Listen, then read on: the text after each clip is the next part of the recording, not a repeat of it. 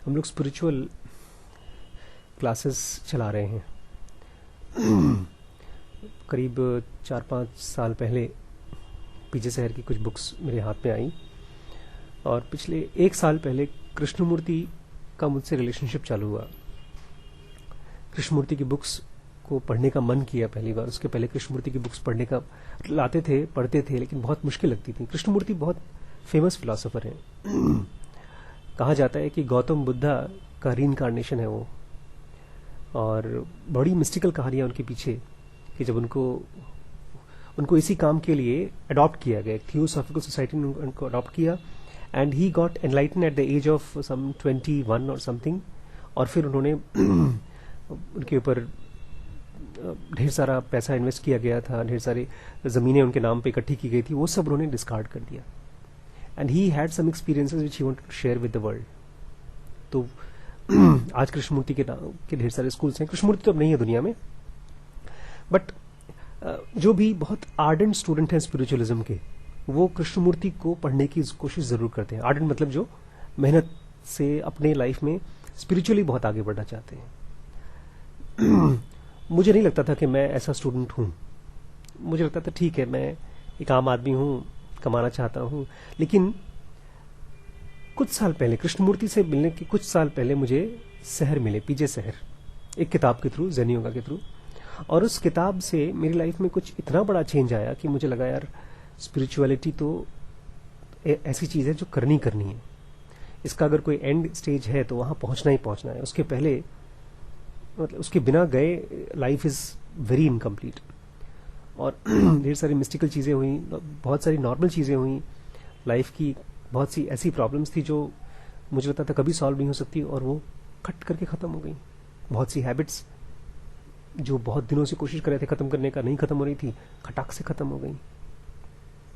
फिर अपने ऊपर, इसी माइंड बॉडी के ऊपर एक भरोसा सा आना शुरू हो गया कि यार हो सकता है जो स्टेट कृष्णमूर्ति की थी, जो गौतम बुद्ध की थी, हो सकता है हम लोग की भी हो जाए। अब स्टेट क्या है? क्या कोई आर्टिफिशियल चीज है जहां पहुंचना चाहते हैं? सुनने में तो आता है एनलाइटेंड आदमी बहुत हाइटेंड स्टेट पर, बहुत गहरी स्टेट पर, लेकिन वो गहरी स्टेट है क्या? तो हम लोग जब से इस किताब को पढ़ रहे हैं, इसका नाम है हैप्पीनेस एंड इमोर्टैलिटी। तो पीजे शहर को पढ़ते अब कन्विक्शन आ गई है कि हमारा एक सेल्फ है जो पक्का अभी भी है हमारे अंदर में, लेकिन ढेर सारी बाहर की चीजों में, ढेर सारे थॉट्स में, ढेर सारे इमोशंस में, ढेर सारे सेंसेशंस में हमारा जो ट्रू सेल्फ है वो कहीं दबा हुआ है, खोया हुआ है। और उसको जब पाएंगे तब nothing else is better than that. उसको कृष्णमूर्ति भी और शहर भी और जितने भी लोगों ने उसको एक्सपीरियंस किया है, उसको परफेक्ट स्टेट बोलते हैं, मोस्ट एडिकेट स्टेट। बल्कि आज मैं मजाक कर रहा था एमपी से, जो दोपहर को सोने जा रही थी, तो मैंने कहा कि डॉक्टर साहब आप तो परफेक्ट स्टेट में जाने वाली हैं। बिकॉज नींद तकरीबन वैसी स्टेट है, लेकिन काफी बड़ा डिफरेंस है। नींद में तो आप अपने आप से ला भी नहीं पाते, प्लस आप होश में नहीं होते, कंप्लीटली बेहोश हो जाते हैं। लेकिन परफेक्ट स्टेट में कहते हैं कि वैसी ही स्टेट होती है, लेकिन होश भी रहता है। I don't know how it is, तो मैंने तो खाली पढ़ा है। पढ़ के भरोसा होना शुरू हो गया कि हाँ, एक स्टेट है जो हमारा ही स्टेट है, जहां हमको पहुंचना है। आज का एक टॉपिक जो मैं रीड करने का सोच रहा हूं, उसका नाम है सेल्फ डिसिप्लिन वर्सेस डिसर्नमेंट। हम लोग पढ़ने वाले हैं सेल्फ डिसिप्लिन वर्सेस डिसर्नमेंट। मैं फिर से कहूंगा कि ये वीडियो, खासतौर से ये जो टॉपिक हम पढ़ रहे हैं, ये बहुत ही सीरियस स्टूडेंट्स के लिए, कैजुअल स्टूडेंट्स के लिए नहीं है। बिकॉज हम पढ़ेंगे, फिर उसको हिंदी में समझने की कोशिश करेंगे और रुकेंगे कहीं कहीं पर। क्वेश्चन पूछ रहे हैं, कृष्णमूर्ति से कोई पूछ रहा है, please explain what you mean by saying self discipline, by that self discipline is useless. Krishnamurti बोलते थे कि सेल्फ डिसिप्लिन, अपने आप को संयम में बांधने की कोशिश, बकवास है, यूजलेस है। What you mean by self discipline, आपके हिसाब से सेल्फ डिसिप्लिन का मतलब क्या होता है? कृष्णमूर्ति बोल रहे हैं, if you have understood what I have been saying, अगर पहले मैंने जो बोला है उसको ध्यान से सुने होते, you will see the futility of self discipline. तुम देखोगे कि सेल्फ डिसिप्लिन कितना यूजलेस है। कृष्णमूर्ति तो है नहीं, लेकिन हम पढ़ रहे हैं। और कोशिश करेंगे कि जो कृष्णमूर्ति बोल रहे हैं कि सचमुच में फ्यूटिलिटी है क्या सेल्फ डिसिप्लिन की, उसी को समझने की कोशिश कर रहे हैं. But I shall explain this again. मैं फिर से एक्सप्लेन करता हूं. कृष्णमूर्ति बोल रहे हैं, why do you think that you must discipline your self. एक आम आदमी को, या कोई भी इंसान जो कृष्णमूर्ति के पास आया है, या कोई भी इंसान जो अपने आप को स्पिरिचुअली इवॉल्व करना चाहता है, उसको पूछ रहे हैं कि तुम क्यों अपने आप को सेल्फ डिसिप्लिन करते हो. To what do you want to discipline yourself. किस चीज के लिए अपने आप को बांधना चाहते हो डिसिप्लिन में. वेन यू से I must discipline my self, जब तुम कहते हो मैं खुद को डिसिप्लिन कर रहा हूं, you hold before yourself a standard to which you think you must confirm. एक स्टैंडर्ड रखते हो अपने मन के, अपने आप के सामने कि मुझे ऐसा बनना है, और ऐसा बनने के लिए, ऐसा होने के लिए मुझे अपने आप को एक डिसिप्लिन में बांधना पड़ेगा. Self discipline exists as long as you want to fill the emptiness within you. एक अंदर में खालीपन है. कृष्णमूर्ति बार बार इसका जिक्र करते थे, और मुझे पता नहीं कि हम लोग उसको देख पाते कि नहीं देख पाते. और अगर नहीं देख पाते हैं तो कृष्णमूर्ति जैसे लोग हमको इशारा करते हैं उस तरफ. आज भी एक पेशेंट आई थी, इनफैक्ट पेशेंट नहीं आई थी, वो एक नई नूरी है हमारे यहाँ जो, तो वो आई थी. उसकी मम्मी बहुत बीमार है, बहुत ही ज्यादा बीमार है. उनके ब्रेन में एक हेमरेज हो गया है, ब्रेन की एक नस फट गई है. तो डॉक्टर के पास लेकर के डॉक्टर ने कहा कि बहुत बूढ़ी है, इनका ऑपरेशन नहीं हो सकता, घर ले जाओ. उनकी हालत इतनी खराब है कि वो 8 दिन से बेहोश हैं, और बता रही थी आज के नाक से और मुंह से भी खून आ रहा है. तो बेचारी इतनी, उसको पता नहीं बॉडी के बारे में, बट तो बोलती है सर ब्रेन में खून जमा है, तो क्या पता नाक और मुंह से निकल रहा हो, बॉडी ठीक हो रही हो. लेकिन जिस तरह से हम लोग समझे हैं बॉडी को, डॉक्टर समझते हैं, हमको पता है कि ब्रेन का जमा हुआ खून नाक से और मुंह से आना आ सकता है, बट रेयर केसेस में. इसका मतलब ये है कि उसकी माँ बहुत ही सीरियस कंडीशन में. कोई भी डॉक्टर उसको लेगा नहीं, कोई भी हॉस्पिटल लेगा नहीं, बिकॉज वो बहुत ही सीरियस है. कोई प्राइवेट डॉक्टर्स नहीं लेते, बिकॉज उनको पता है कि अगर बीमार हो गए, मतलब अगर पेशेंट मर गया तो हमारा बदनामी होगी, तो उस पर सरकारी में ले जाओ. तो सरकारी में तो ले गए थे, बट वो भी कह रहे हैं ये दवाइयाँ चलेंगे, लेके जाओ अपने घर पे इलाज करो, फालतू में क्यों बिल बढ़ा रहे हो अपना. She is going to die. हो सकता है आज भरे, हो सकता है कल, हो सकता है कुछ दिन बाद. जब किसी और की मौत के बारे में सुनते हैं, सोचते हैं, तो हमें बहुत डर लगता है. किस लिए डर लगता है? क्योंकि भाई हो सकता है हम भी मरे, लेकिन वो डर कुछ दिन बाद गायब हो जाता है. और इवन उस मरने के पहले जो जिंदगी है, उसमें भी कोई खालीपन है, कृष्णमूर्ति बोल रहे हैं. उस खालीपन को कृष्णमूर्ति देख पा रहे हैं, हम लोग नहीं देख पाते. बट कोई खालीपन है, नहीं देख पा रहे हैं तो कोई बात नहीं, कृष्णमूर्ति को तो दिख रहा है, बुद्ध को तो दिख रहा है. कृष्णमूर्ति बोल रहे हैं self discipline exists as long as you want to fill the emptiness within you. अगर अपने अंदर का खालीपन को तुम भरने की कोशिश करोगे, तो जब तक कोशिश करते रहोगे भरने की, तब तक वो सेल्फ डिसिप्लिन तुम करोगे उसको. It exists as long as you hold a certain description of what God is. तुमने अपने मन में एक फोटो बना रखी है, एक डिस्क्रिप्शन कि भगवान को पाने के लिए तुम्हें ऐसा होना पड़ेगा.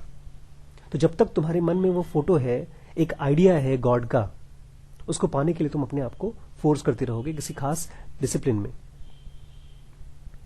Of what God is, what truth is, as long as you can cherish certain sets of moral standard which you force yourself to accept as guides.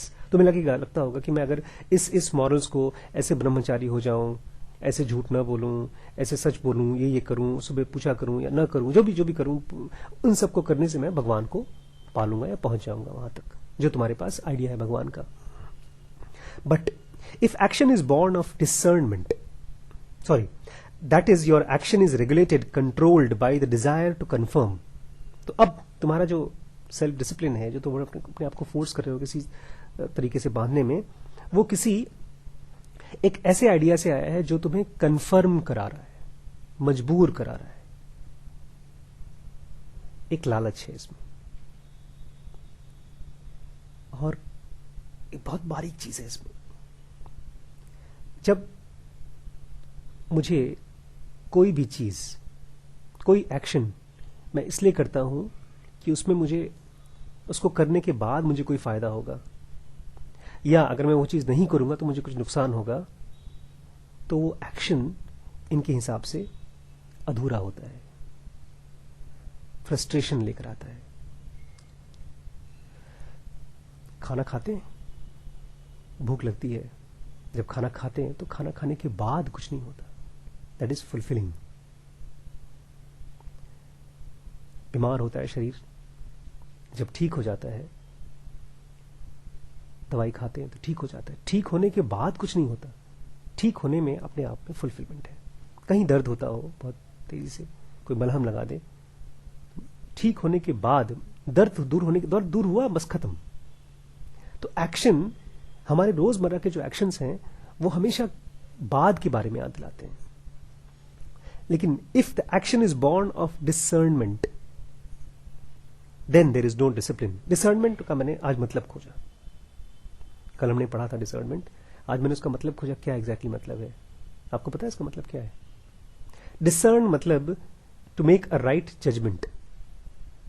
अभी फाउंडेशन में हम लोग बैठे थे KFI में, तो एक बच्ची है, वो इंजीनियरिंग करके अभी पहली जॉब कर रही है। वो, उसको भी कृष्णमूर्ति में बड़ा इंटरेस्ट था, और वो रिसेंटली वहां से आई थी, और रमण महर्षि के आश्रम में से भी होकर आई थी। उसने बताया वहां जाइए, बहुत अच्छा लगेगा आपको। फिर हमारे बगल में एक कृष्णमूर्ति के बहुत आर्डेंट रीडर बैठे हुए थे। तो जो लोग भी कृष्णमूर्ति को बहुत पढ़ते हैं ना, तो उनको बार बार कोट करना शुरू कर देते हैं, जैसे truth is a pathless land, या कि books can not give you knowledge. तो उन्होंने, भाई साहब ने उस बच्ची को बोला, उसको बता रही थी मैंने वो भी किताब पढ़ी, ये भी किताब पढ़ी, उसमें बड़ा अच्छा था, इसमें बड़ा अच्छा था। तो ये भाई साहब बोलते हैं, do you think you can find truth in books? तो उस बच्ची ने, तो मुझे तो बड़ी खुशी हो रही थी कि कोई बुक पढ़ रहा है कम से कम। तो उस बच्ची ने एक बड़ा अच्छा जवाब दिया, बोलती है, I don't read books to find truth, I read books because it helps me to make judgment, it helps me to make right decision. Because हमारे सामने चॉइस होता है ना, अभी आप ही के सामने मैथ्स पढ़ूं या कृष्णमूर्ति को पढ़ूं लाइफ में आगे, पैसा कमाऊं या शांति लूं। दो ऐसी चॉइस है हमारे सामने जो दोनों सही लग रही हैं, अभी क्लियर नहीं है। आजकल मेरे सामने रोज दो चॉइसेस होती हैं, रोज। एक नौकरी करने का जिसमें मैं अल्ट्रासाउंड करके पैसे कमाता हूं, और एक शाम को जब मैं आपके साथ बैठता हूं, तो इस क्लास को बनाने के लिए, इस वीडियो को बनाने के लिए अगर मुझे एक्स्ट्रा टाइम मिल जाए, फ्री टाइम मिल जाए, तो मैंने देखा है कि there is that particular class becomes much more beautiful. Beautiful का मतलब इट बिकम्स डीपर। और वहीं अगर टाइम कम मिलता है तो ऊपर ऊपर से आई ऑल्सो डोंट एंजॉय। दोनों में से कौन सा काम करूं, कौन सा काम है जो मुझे, एक काम इसमें से छोड़ने का मन करता है, कौन सा छोड़ूं? एक से पैसा मिल रहा है, एक से खुशी मिल रही है। तो ये डिसीजन क्यों नहीं ले पाते हम? कृष्णमूर्ति बोल रहे हैं क्योंकि तुम डिसर्नमेंट नहीं कर पाते हो, you are not able to make the right judgment. Right judgment कैसे होता है? If action is born of discernment, अगर राइट जजमेंट में से एक्शन निकल के आएगा, राइट जजमेंट मतलब दो चीजें लो, परख पाओ उनको, ये कौन सा सही है कौन सा गलत, then there is no need of any discipline. तब तुम्हें अपने आप को बांधने की जरूरत क्या है?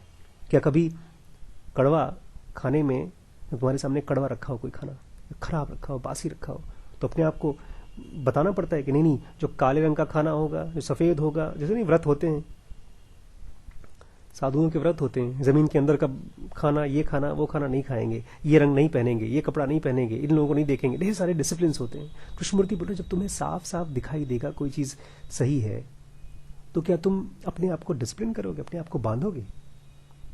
क्या तुम अपने आप को बांधते हो? जब तुम्हें गर्मी लगती है और कहीं पर पेड़ की छाया होती है, तुम जाके बैठ जाते हो, तो क्या कसम खाते हो कि नहीं मैं धूप के नीचे नहीं बैठूंगा? तुम्हारी बॉडी और वो गर्मी ही तुम्हारा डिसिप्लिन हो जाती है।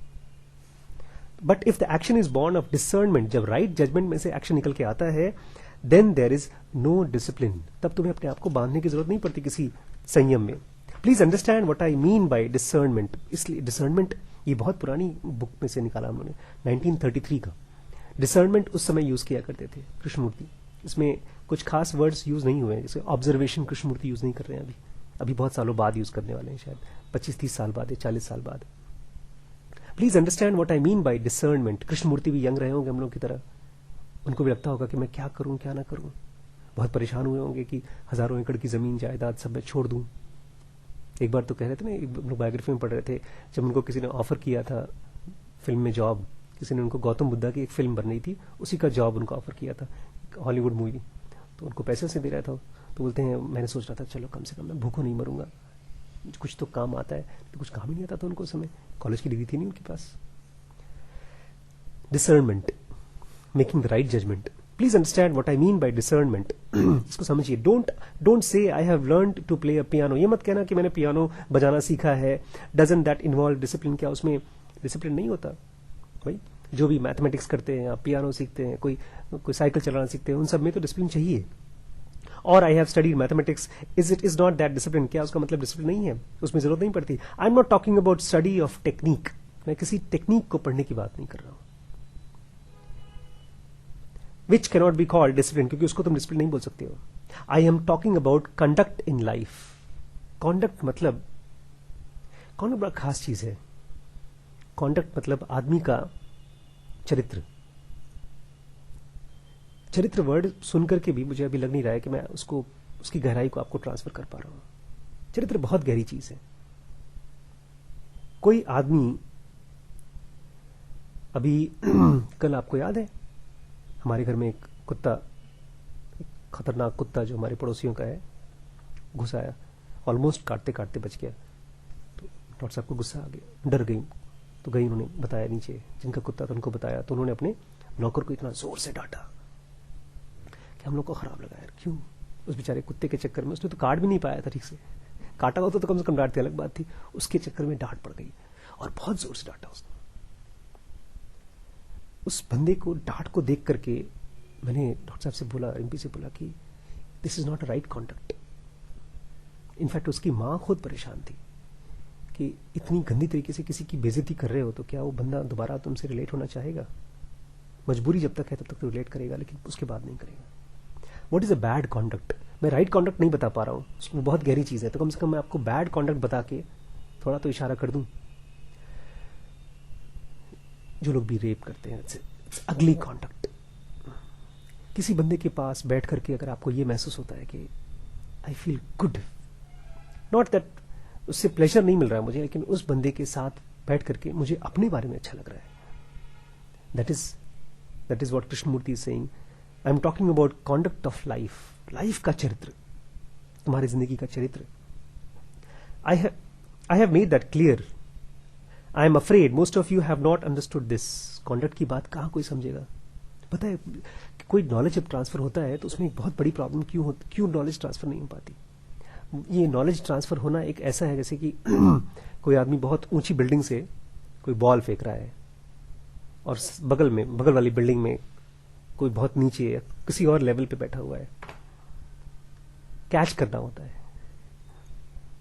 कैच करने का मतलब मेरी डिमांड, मेरी इच्छा कुछ और समझने की है, आप कुछ और समझा रहे हैं, आपका लेवल कुछ और है, तो मैं पकड़ नहीं पाता हूं।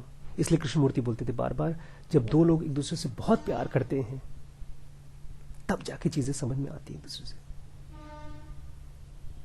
तो कृष्णमूर्ति तो बता रहे हैं कॉन्डक्ट के बारे में, लेकिन क्या मैं कॉन्डक्ट के बारे में जानना चाहता हूं? एक सेंटेंस बोल गए कृष्णमूर्ति, बोल रहे हैं discipline is not required when in the matters of conduct of life. अब कॉन्डक्ट नहीं आता वर्ड हम छोड़ ही देंगे, बट जो स्टूडेंट होगा, स्पिरिचुअल स्टूडेंट होगा, जो अपनी लाइफ को बहुत आगे बढ़ाना चाहता होगा, बहुत गहरे जाना चाहता होगा, वो कॉन्डक्ट वर्ड खोजेगा। ये क्या है, किस चीज को कॉन्डक्ट बोल रहे हैं? तो कृष्णमूर्ति बोल रहे हैं भाई, आई am afraid most of you have not understood this.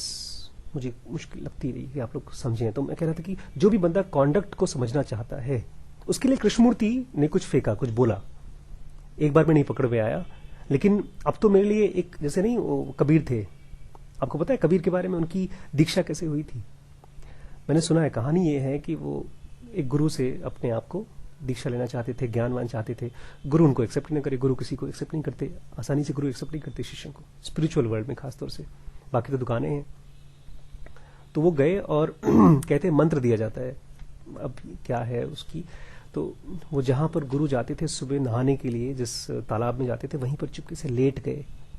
तो जाते समय उनका पैर कबीरदास के ऊपर पड़ा और उनके मुंह से कुछ निकला होगा, हे राम या कुछ निकला होगा, और उसी को मंत्र बना करके उन्होंने जपना शुरू कर दिया। मुझे लगता है इसके पीछे ये नहीं है कि किसी ने गुरु ने कुछ बोला और उसको पकड़ करके हमने जपना शुरू कर दिया, ये फिलॉसफी नहीं। फिलॉसफी ये है कि जो भी बंदा कृष्णमूर्ति या बुद्ध जैसे लोग जब कुछ बोल रहे हैं और तुम्हें वो समझ में नहीं आ रहा है, तो इसका मतलब ये नहीं है कि वो सच नहीं है। इसका मतलब ये है अब सच तो मिल गया है, can you establish a relationship with that, can you make an effort to understand that. उसके साथ तो बोल रहे हैं, मुझे लगता नहीं कि आप समझ पाए हैं। It is, I'm afraid, for to be free of the idea of self-discipline is most difficult. अपने आपको जिस चीज में बांधा हुआ है तुमने, डिसिप्लिन किया, उससे आजाद होना बहुत मुश्किल काम है। Of control. To get rid of the idea of discipline does not mean that you must go to the opposite. Self-discipline छोड़ने का मतलब ये नहीं है कि तुम अपने आप को छोड़ दो, अब कोई डिसिप्लिन करो ही मत। उसको क्या बोलते हैं, उसको ऐसे ही छोड़ दो, अय्याश बन जाओ। अराजक, अराजक जानते हैं क्या होता है? अराजकता थी जो कल देखा था हम लोगों ने मार्केट में, एंटी सोशल। एक तरफ है कि हम डिसिप्लिन रहेंगे और उसका उल्टा होता है। तो कृष्णमूर्ति बोल रहे हैं एंटी सोशल होने का इसका मतलब ये नहीं कि एंटी सोशल, उसका ऑपोजिट हो जाओ। That you must be chaotic, कि तुम एकदम कुछ भी करो, कुछ भी जियो लाइफ में। What I say is that when there is discernment, जब चीजें समझ में आना शुरू हो जाती हैं, जब there need to be no self discipline, कोई सेल्फ डिसिप्लिन की जरूरत नहीं पड़ती। Then there is no self discipline, तब उसमें सेल्फ की जरूरत पड़ती ही नहीं, बिकॉज तब तुम्हें चीजें दिखना शुरू हो जाती हैं, सही गलत, अगला रास्ता। इसमें एक फिलोसोफर ने बड़े अच्छे तरीके से उसको बोला है, where there is choice there is no freedom. Most of you are caught up in the habit of discipline, ज्यादातर लोग अपने किसी न किसी तरीके के हैबिट में फंसे हुए हो।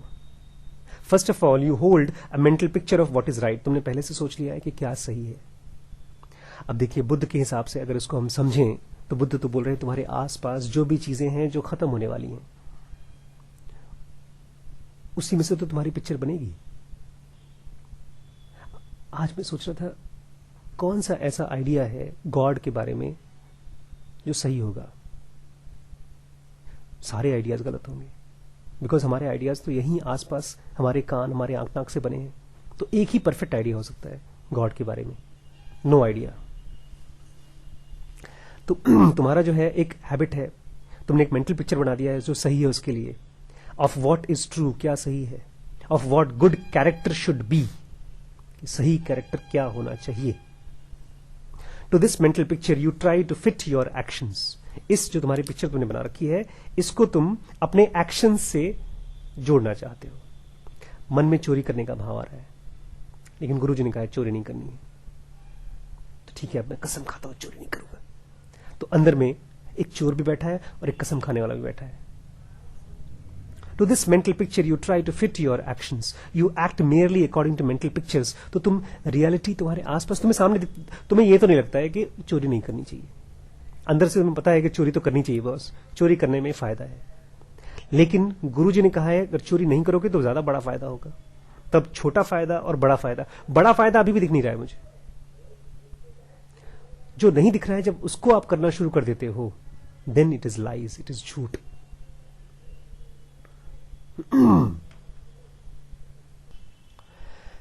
अब बुद्ध के हिसाब से क्या सही है क्या गलत है, हम लोग राइट एक्शन क्या है, बुद्ध के हिसाब से तो खाली एक ही राइट एक्शन है। क्या? अपने आप को सारी सफरिंग में से आजाद करना है।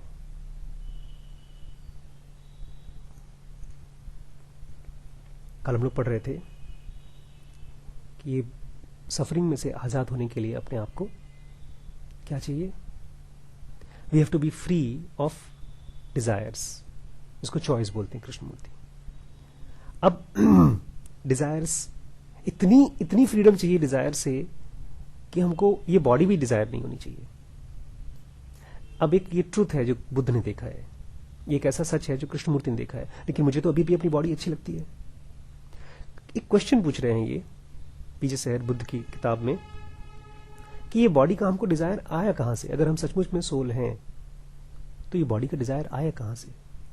उसी को आंसर दे रहे हैं ये। As we have seen our body is only an attribute of the self, जैसे हम पढ़ रहे हैं, जान रहे हैं कि हमारा बॉडी जो है केवल एक सेल्फ का एट्रीब्यूट है। वी दस existed before the body was form, हम पहले से बॉडी से पहले बनने से पहले थे. कुछ लोग ऑब्जेक्ट करते हैं. Some people say to this and ask how does the fertilized ovum prepared by parents concern me, कि जब दो लोग सेक्स कर रहे हैं, प्यार कर रहे हैं, तो उनका जो ओवम है उससे मेरा ताल्लुक कैसे हो गया. तो वही कल हमने पढ़ा था कि ठीक वैसे ही जैसे एक रोड साइड पर मार्केट में पड़ा हुआ एप्पल आपका नहीं है. कब आपका होता है? जब आप उसको लेते हो. But when does anything becomes mine? When I take possession of it, जब मैं उसको लेता हूं. When I grasp it, and that is when I desire it. In other words, I will it, जब मैं उसको इच्छा करता हूं. I did not grasp it, it would not pass into my possession. अगर मैंने उसको पकड़ा नहीं होता तो मेरा नहीं हो गया होता. It would not become my Apple. In the same way, इसी तरह से fertilized ovum prepared by parents could only become mine by grasping it. तो आज अगर हम यहां बैठे हैं, इस बॉडी के साथ बंधे हुए हैं, इसका मतलब यह है कि हमने अपने पेरेंट्स का ओवम जो फर्टिलाइज हो गया था उसको पकड़ा. ठीक वैसे ही पकड़ा जैसे हम मार्केट में जाकर के सेब खरीदते हैं या कोई खूबसूरत सी पेन खरीदते हैं, या जैसे अमन होता तो मैं बोलता कोई जैकेट खरीद लेते हैं. तो बाय क्लिंगिंग टू इट. और ये पकड़ इतनी आसान भी नहीं है कि पेन तो फिर भी छूट जाए तो छूट जाए. बॉडी को ऐसे पकड़ा हुआ है जैसे कोई नहीं. चींटी होती थी, कभी चींटी ने काटा है आपको? लाल चींटी, बड़ी चींटे होते हैं, उनको काट के निकाल दो लेकिन उनका डंक अंदर रह जाता है. देखा है आपने कभी? बड़े वाले जो काले काले बड़े वाले होते हैं, छोटे वाले नहीं, बड़े वाले चींटे, एंट्स, उनको मुझे 2-3 बार काट चुके हैं. होते हैं, दे आर ऑलमोस्ट 1 सेंटीमीटर के साइज के होते हैं और कस के काटते हैं कि उनके जो काटने वाले दांत होते हैं वो अंदर ही छूट जाते हैं जब उसको आप हटाएं. तो कभी कभी तो रिएक्शन हो जाता है उससे. हमारी भी जो इस बॉडी के साथ जो पकड़ है वो ऐसी है जैसे उस चींटी की पकड़ थी. By clinging to it, with the result that when it formed itself into a body, जब वो बॉडी बनी organism, it would become my bodily organism. और आज ये हालत यह है कि इस बॉडी को मैं अपना बोलता हूं, my body. And I grasped and clung to the ovum, और मैं ओवम से पकड़ करके ऐसा रुका. Because I had a desire, a will, क्योंकि मेरे अंदर में थी इच्छा, to build up for myself a bodily organism. मैं अपनी बॉडी बनाना चाहता था. Consequently, it was my will for the body which determined me to grow into my mother's womb by appropriating the ovum prepared by the parents. इसका मतलब ये है कि जरूर मेरे अंदर में इच्छा थी, तभी तो मैंने अपनी माँ का ओवम पकड़ा. Just as it is now my will continuously to use this body for cognizing the sensation and perception of the world. ठीक अभी भी इस समय हम लोग बैठे हैं, हमारे आसपास की चीजें हो रही हैं और अचानक से कुछ मन कर जाए, चलो यार फिल्म देख के आ जाते हैं, या चलो यार इलेक्शन लड़के आते हैं. फिल्म तो फिर भी आसान है, लगता नहीं है कि हमारे मन में बहुत स्ट्रांग डिजायर है. लेकिन इलेक्शन लड़ने के लिए तो बड़े तामझाम करने पड़ेंगे, खूब पैसा लगाना पड़ेगा, बेइज्जती करनी पड़ेगी. कल देखा था कैसे पुलिस के साथ लड़ाई झगड़ा चल रहा है पॉलिटिशियंस का. इतना पागलपन, उतने पागलपन के लिए तो इच्छा चाहिए चाहिए. Just as it is now my will continuously to use this body for cognizing the sensations. ये पॉलिटिकल पावर का खेल नहीं है कि मुझे पावर चाहिए, पावर का सेंसेशन चाहिए. औरंगजेब जब पकड़ा गया था, हारा था, पता है उसने लास्ट विश क्या मांगी थी जेल में? उसने कहा था मुझे बच्चे दे दो पढ़ाने के लिए, हुकूमत करनी है मुझे बच्चों पे. पावर का सेंसेशन चाहिए था उसको. अब नहीं हो वाली पावर, लेकिन इसमें तो है ही. And perception of the world, मुझे इसी बॉडी से सेंसेशन और परसेप्शन चाहिए दुनिया का. But how have we to picture to ourselves that grasping of a germ which emanates from the unfathomable. लेकिन जब अनफैथमेबल था, जब हम सेल्फ के स्टेट में थे, तब को हम कैसे इमेजिन करेंगे हम कैसे थे? How But how have we to picture, उस पिक्चर को कैसे देखें, to ourselves that grasping of a germ, उस जर्म को जो पकड़ा, which emanates from the unfathomable. Unfathomable है और यहां जर्म है, बॉडी. कैसे पकड़ में कैसे आया, कैसे डिजायर किया? बॉडी तो अभी तो है, हम सोच सकते हैं कि हमने अपने हाथ से फोन पकड़ लिया, पेन पकड़ लिया, दुश्मन को पकड़ लिया. लेकिन अनफैथमेबल ने जर्म को कैसे पकड़ा? इसकी पिक्चर दी है सहर ने, बड़ी खूबसूरत पिक्चर है. We can no more picture it than we can or will. जैसे हम आज अपनी इच्छा को नहीं देख सकते कि हमारी इच्छा कैसे हो जाती है। कोई भी चीज की इच्छा हो जाती है तो अपनी इच्छा को देख पाते हैं कैसे इच्छा हो रही है, बस होती है। ऐसे ही हम उस विल को देख नहीं पाएंगे, उस चीज को पिक्चर नहीं कर पाएंगे। However we can make it that grasping intelligible by thinking of a magnetic force. हाँ, उसके बारे में सोच सकते हैं। ऐसे मैग्नेट के अंदर फोर्स होता है, ऐसे ही ऑफ अट्रैक्शन और of that force with which the sun ties its planet to itself. या जैसे सूरज अपने प्लैनेट्स को बांध के रखता है अपने अट्रैक्शन के फोर्स से, ग्रेविटी के फोर्स से, वैसा ही होगा कुछ will. Even if these forces of attraction, which in Buddhist terms are also act of grasping emanating from the unfathomable, we can establish only their reality, not the nature of their activity. खाली हम ये बोल सकते हैं कि unfathomable में से जो सोल है, जो बियॉन्ड सारे कॉन्सेप्शन है, उसमें से ग्रास्पिंग कैसे निकलती है, खाली हम इसके बारे में यही कह सकते हैं कि है। और क्यों है ये नहीं बता सकते। We can establish only their reality. हम खाली कह सकते हैं कि हाँ है। जैसे सूरज में है, सूरज में ग्रेविटी है। Not about the nature of their activity, कि वो क्यों है, वो कैसे होता है, ये नहीं कोई बता सकता। Why do magnets ultimately behave like magnets?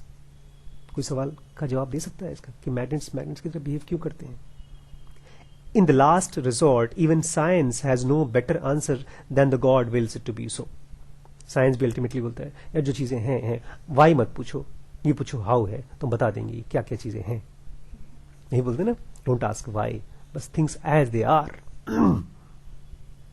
But picture दी है उन्होंने, काफी अभी लेट आएगी पिक्चर वो। But from where before my conception did this body for will for the body came. Conception से पहले इस बॉडी को पकड़ने की इच्छा आई कहां से? We use the body in order to be able to see forms. इस बॉडी को हम यूज करते हैं फॉर्म्स देखने के लिए, आवाज सुनने के लिए, स्मेल करने के लिए, टेस्ट करने के लिए, टच करने के लिए। टू थिंक थॉट्स, विचारों को करने के लिए। That is the same thing to sense the perceive objects in the world. वही चीजों को परसीव करने के लिए। For our body is an apparatus of sensation. क्योंकि बॉडी है क्या? सेंसेशन का इंस्ट्रूमेंट।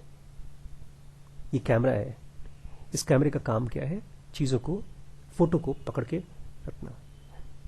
इसको तो बंद भी कर सकते हैं, इस बॉडी को बंद करना इम्पॉसिबल है, या तो शायद हमको आता नहीं।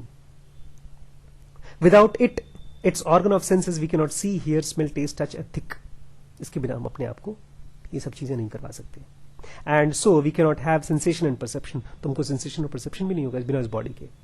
Any more than we can make musical sound without musical instrument. जैसे कि संगीत की म्यूजिकल इंस्ट्रूमेंट के बिना म्यूजिकल साउंड नहीं बनता, ऐसी बॉडी के बिना सेंसेशन परसेप्शन वगैरह नहीं होता। We wish to have a body only for this purpose. इसलिए अगर बॉडी चाहिए तो इसका मतलब यह है कि हमको इसी लिए चाहिए और किसी पर्पज के लिए नहीं चाहिए। कैमरा किस लिए चाहिए? फोटो खींचने के लिए चाहिए। गिटार किस लिए चाहिए? बाजा बजाने के लिए चाहिए। ऐसी बॉडी किस लिए चाहिए? सेंसेशन को एक्सपीरियंस करने के लिए चाहिए। The man who does not want to see anything more is no longer concerned when his body everything perishes makes visual activity impossible. इसको नहीं देखना है, उसके लिए आंख का कोई यूज नहीं है। And the man who also does not want to hear, smell, taste or touch anything more clings to his body only insofar it presents the necessity instrument for imagining, which is all that he now regards as indispensable. जिसको सुनना देखना कुछ नहीं करना है, वो body से भी कंसर्न नहीं होता उसको, उसके लिए बॉडी इंडिस्पेंसिबल नहीं रह गई, वो छोड़ सकता है। But the man who in addition becomes weary of all thinking. लेकिन जो आदमी सोचने से भी वियरी हो जाता है, थक चुका है, अब उसको सोचना भी भारी लगता है, उसके लिए क्या? Has lost every interest in the continued existence of his body which is then of no more use to him. अब उसके लिए तो बॉडी भी यूजफुल नहीं, क्योंकि उसको सोचना भी नहीं है। Therefore it is clear that for us the body is only a means to an end. ये शरीर हमारे लिए केवल एक मीन्स है एंड के लिए, कहीं पहुंचने के लिए। Namely to enable us to cognize the perceive the phenomenon of the world, कि आसपास की दुनिया को, जो phenomenon world है, उसको परसीव करने के लिए है।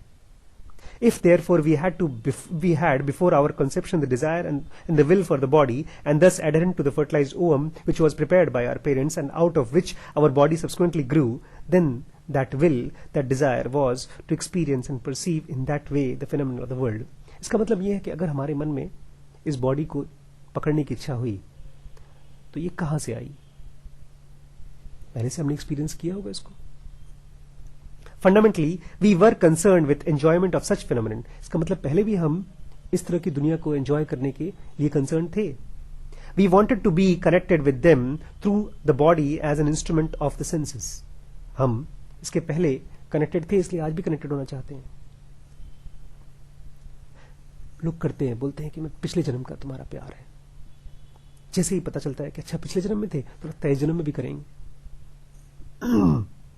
But before I had assumed this body, I could have desired and longed for such phenomena of the world only if I had already cognized, experienced and therefore and enjoyed them before. इस बॉडी को पाने के लिए, इच्छा करने के लिए अगर मेरे मन में इच्छा है, इसका मतलब ये है कि पहले इस तरह की चीज इच्छाएं मेरे अंदर हो चुकी हैं. What the eye see not, the heart does not rue. जो चीज आंखों ने देखा नहीं होता, दिल उसको चाहता नहीं है. जिसको हम चाहते हैं कहीं न कहीं ने उसको आंखों ने पहले देख चुका होता है. और what I do not know I can not Dzire. जिसको मैं चाहता नहीं हूं उसको मैं डिजायर नहीं करता हूं. लोग डरते हैं अनजानी चीजों से.